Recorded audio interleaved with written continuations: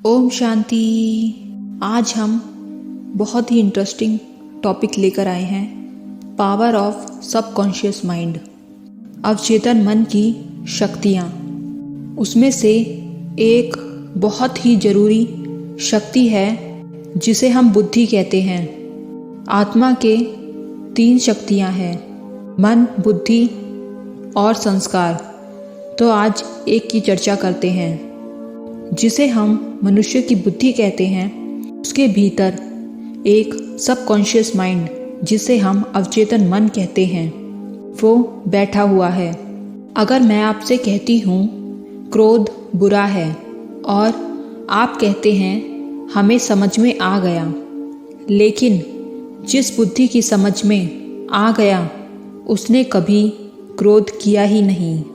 उस बुद्धि के पीछे जो 9 परत हैं चेतन के, क्रोध या विकार वहाँ से आता है। जैसे ये समझो, एक मकान है, पहरेदार दरवाजे पर खड़ा है, अंदर मालिक है। तो जब कोई युवक आता है तो पहरेदार को समझाता है कि क्रोध बुरी चीज़ है, और वो पहरेदार कहता है, हाँ जी, आप बिल्कुल ठीक कह रहे हैं, मैं अब से क्रोध नहीं करूँगा। तो अचानक अंदर से मालिक अपनी गोली लेकर आता है और उस युवक पर गोली चला देता है। तो जब मालिक गोली लेकर आता है तो पहरेदार हाथ पैर झुकाकर उसके चरणों में पड़ जाता है। क्यों? क्योंकि वो मालिक है। और जब मालिक चला जाता है अपना काम करके, तब पहरेदार बैठा सोचता रहता है, हाँ, क्रोध बुरी बात है, नहीं करना चाहिए। आप जिस बुद्धि से समझ रहे हैं, अगर आपके मन के 10 खंड कर दें तो 1 खंड समझता है और अंदर के 9 खंड अंधेरे में पड़े हैं। जीवन का सारा विकार उस अंधेरे खंड से आता है। जब आपके भीतर काम वासना पैदा होती है तो उन 9 हिस्सों से आती है, और आप ब्रह्मचर्य की किताब पढ़ते हैं तो उस एक हिस्से से पढ़ते हैं और बात बिल्कुल समझ जाते हैं। लेकिन सिर्फ पढ़ने या समझने से कुछ नहीं होता। जब भीतर के 9 हिस्से काम वासना से भरते हैं तो एक हिस्से की कोई ताकत नहीं कि उस वासना को रोक सके। ध्यान रहे, मन में जितना गहरा हिस्सा होता है, कोई बात का उतना ताकतवर होता है। सरकमफ्रेंस पर ताकत नहीं होती, ताकत सेंटर पर होती है, जिसे हम आत्मा कहते हैं। वो सेंटर है। हमारी सारी ऊर्जा उस भीतर के केंद्र पर है, उस पॉइंट पर है। इसी से बुद्धि पढ़ती है, इसी बुद्धि से देखते हैं, इसी से समझते हैं। लेकिन हम भी अपनी जगह सही हैं कि हमें समझ आ जाती है बात, लेकिन फिर भी हम वहीं के वहीं अटके हुए हैं और हम एक बड़ी समस्या में फंस जाते हैं कि हम अच्छा करना चाहते हैं अपनी क्रांति के लिए, पर मन कुछ और करवाता है और फिर आखिर में पछताते हैं, ऐसा क्यों हुआ, अब क्या करें। तो यह इंटेलेक्चुअल अंडरस्टैंडिंग है कि किसी ने कहा कि पत्तों को जल दें तो फूल आ जाएंगे, तो उसने पत्तों को जल देना शुरू कर दिया, फूल तो नहीं आए। तो उसके मन में सवाल उठे कि फूल क्यों नहीं आए।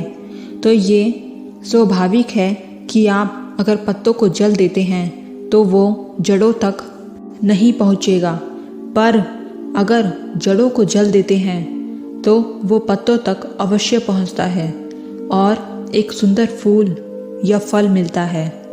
तो ऐसा क्या करें कि जो समझ, जो ज्ञान जड़ तक पहुंच सके।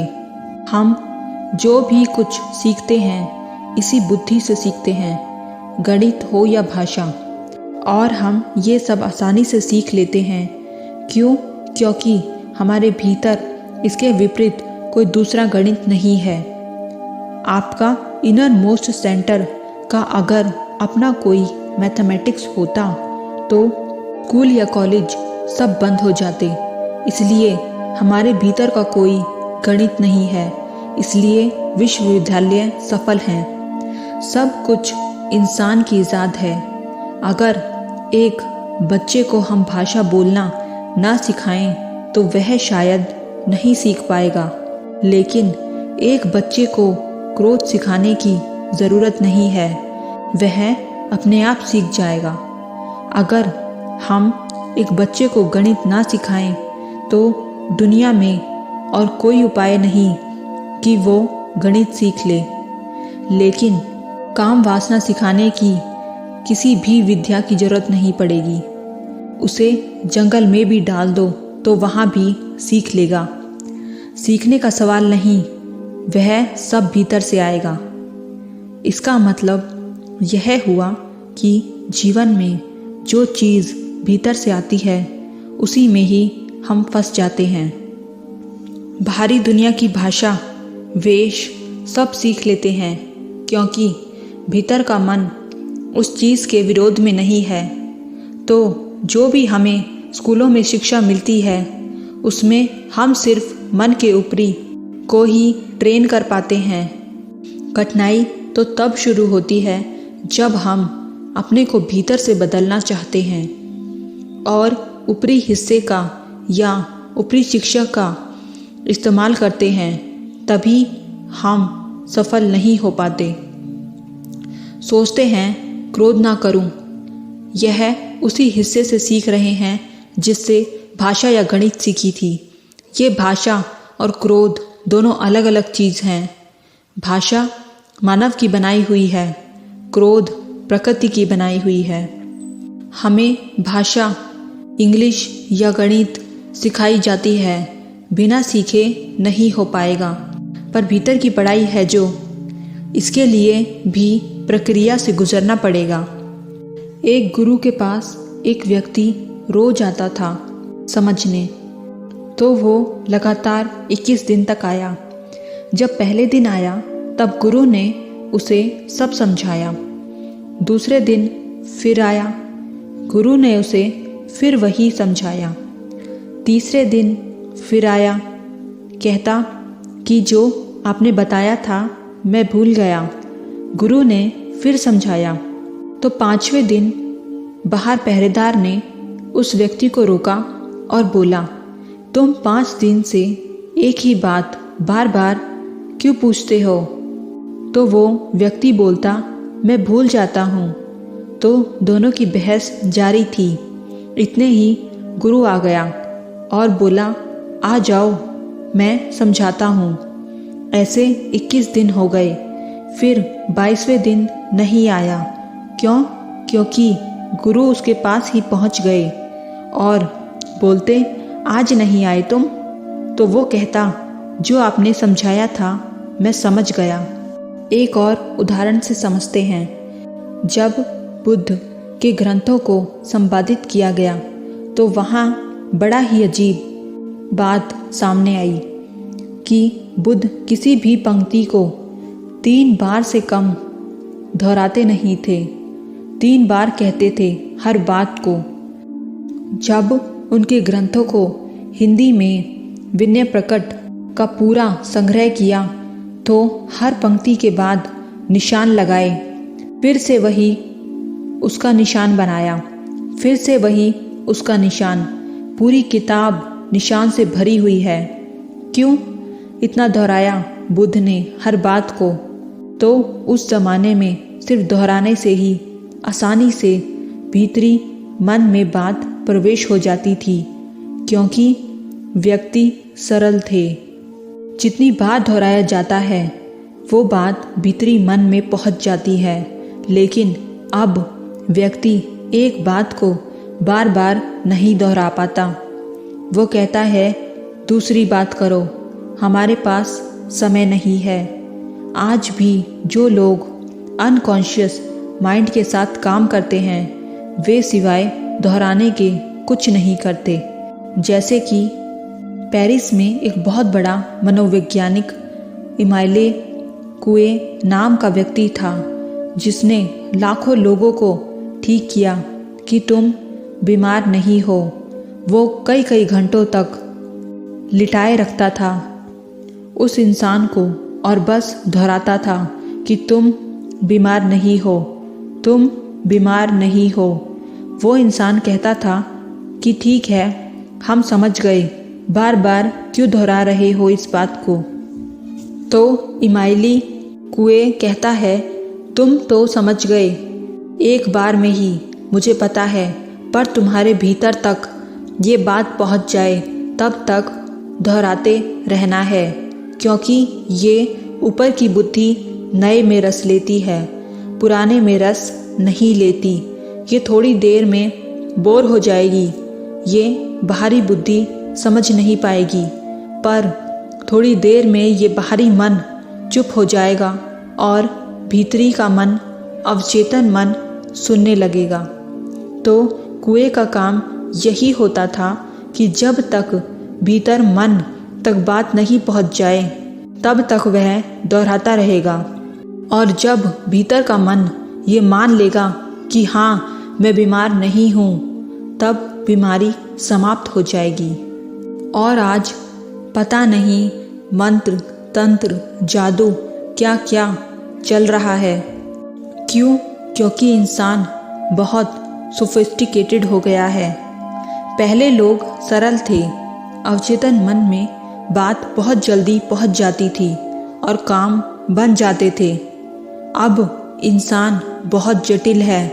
अब लोगों को हर बात का या राज का तर्क चाहिए, लॉजिक चाहिए।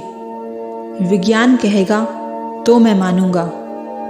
अभी साइकोलॉजिस्ट और एनालिसिस क्या कर रहे हैं? एक मरीज पर 3 साल तक साइको एनालिसिस चलती है। मरीज को लिटाकर हजारों घंटों उससे चर्चा होती है। मरीज कहता जाता है और चिकित्सक सुनता जाता है। वो सिर्फ इसलिए क्योंकि मरीज के कहते कहते बुद्धि के ऊपरी बातें चुक जाएंगी, तब वह भीतर की बातें कहने लगेगा। वो भी शांत हो जाएंगी, फिर आंतरिक बातें कहने लगता है। वर्ष भर वो बातें कहते कहते भीतर की बातें बाहर निकालने लगता है। चिकित्सक देखता है कि अब बहुत गहरी गहरी बातें बाहर आ रही हैं, तब उसके अवचेतन मन में कोई सुझाव डाला जा सकता है। अब इसके भीतर का दरवाज़ा खुल गया और अब अगर कोई बीज डाला जाए तो वृक्ष बन जाएगा। समझ का अर्थ है आपके भीतर तक कोई बात पहुंच जाए, लेकिन तर्क कभी भी पहुंचने नहीं देगा। और आज इंसान सिर्फ तर्क से ही समझना चाहता है, और तर्क ही वो पहरेदार है। वो कहता है पहले मुझे समझाओ, वो कहता है पहले मैं समझूं तो मालिक से मिलाऊं। और कठिनाई तब है जब पहरेदार समझ जाए और वो कहे सब समझ गए, और वो फिर मालिक बन जाता है। फिर पहरेदार देखता है समझ तो हो गई पर कोई हल नहीं हुआ, जिसे हम बुद्धि कहते हैं। सबसे पहले इस बुद्धि के पहरेदार को तोड़ने के लिए उपाय करने पड़ेंगे। बुद्धि सेंसेस का काम करती है। वो कहती है तुम क्यों हंस रहे हो? हंसने की तो कोई बात नहीं। बुद्धि हर वक्त तर्क मांगती है, लॉजिक मांगती है, विज्ञान मांगती है। जब प्यार हो जाता है किसी देह से, तब बुद्धि कहाँ होती है? जब क्रोध आता है तब बुद्धि कहाँ होती है? जब काम वासना जागती है तब बुद्धि कहाँ होती है? और जब किसी को मारने या मरने का मन होगा तब बुद्धि कहाँ होगी? तो इसका मतलब जब हमें बुद्धि की असली ज़रूरत होगी जिंदगी में, तब वहाँ बुद्धि नहीं टिकेगी, और तभी हम उन गहरे बिंदुओं तक हम नहीं पहुँच पाते जहाँ बड़े बड़े योगी पहुँच गए। ये राजयोग, ध्यान, मेडिटेशन सब हमारी बुद्धि को सही करने के प्रयोग हैं। तो जब हमारी बुद्धि का डिफ़िकल्टी लेवल टूट जाएगा जो संसारी में फंस गई है, तब हम बुद्धि का असली उपयोग कर सकेंगे। तब हम बिल्कुल सरल हो जाएंगे, और जब हम बिल्कुल सरल हो जाते हैं तब हमारे पास एक आंतरिक दिव्य दृष्टि होती है, जहाँ से सब कुछ साफ नज़र आता है। उसके बाद ये सब सवाल ख़त्म हो जाएंगे जो अब तक हमें भटका रहे थे। तब सब समझ आ जाएगा और आपके जीवन में क्रांति आ जाएगी। हमारे दो हिस्से हैं, एक तो वो जिसे हम देखते हैं, कार्य करते हैं, जिसे शरीर कहते हैं, और दूसरा आत्मा, जिसे पूरा आंतरिक ज्ञान समाया हुआ है। अभी हमें समझ है ये दोनों अलग अलग हैं। आत्मा में सारा पार्ट पहले से ही है, बस इस प्रेजेंस में होकर कार्य करना, इस समझ से कार्य करना कि मैं एक आत्मा हूँ, तब सब उलझनें समाप्त होती जाएंगी। हम बहुत हल्का महसूस करके कार्य करेंगे।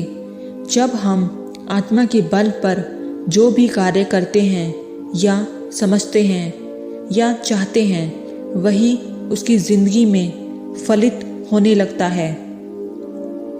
हम सिर्फ बॉडी कॉन्शियस हो गए, तभी ज़िंदगी इतनी उलझ गई। एक बार इस आत्मा की दुनिया में पैर रखकर देखो, तुम अपनी ही सूरत से परिचित हो जाओगे। यही मनुष्य की असली सूरत है। सब बीमारी अपने आप कटने लगेगी, आप बहुत हल्के होने लगेंगे। तो बुद्धि के गहरे तल में, जहाँ जीवन की धारा बहती है, जहाँ तरलता है, जहाँ से चीज़ें जन्म लेती है, जहाँ से सारी ऊर्जा उठती है, जहाँ से काम आता है, क्रोध आता है, प्रेम आता है, घृणा आती है, दया आती है, वहाँ से नहीं। जहाँ से हम बाहरी स्कूली पढ़ाई करते हैं, वहाँ से जहाँ से जीवन के मूल स्रोत बहते हैं, तो वहाँ जब समझ का बीज जाता है तो क्रांति होती है, विकार छूटने लगते हैं और असली गुण बाहर आने लगते हैं। अब एक छोटा सा प्रश्न है, क्या आप इन सब बातों से सहमत हैं? आप सहमत हैं या नहीं? जो भी आपका निर्णय है उसे कमेंट करके ज़रूर बताएं, ताकि हम आपके लिए ऐसी गहरी गहरी बातें और लाते रहें। ओम शांति।